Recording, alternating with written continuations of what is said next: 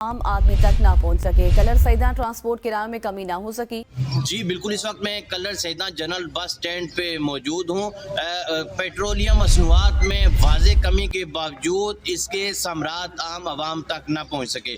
Colour Saeeda शहर से रावलपिंडी और दीगर जितने भी लोकल रूट्स हैं वहाँ पर चलने वाली ट्रांसपोर्ट के किरायों में वाज़े कमी ना आ सकी।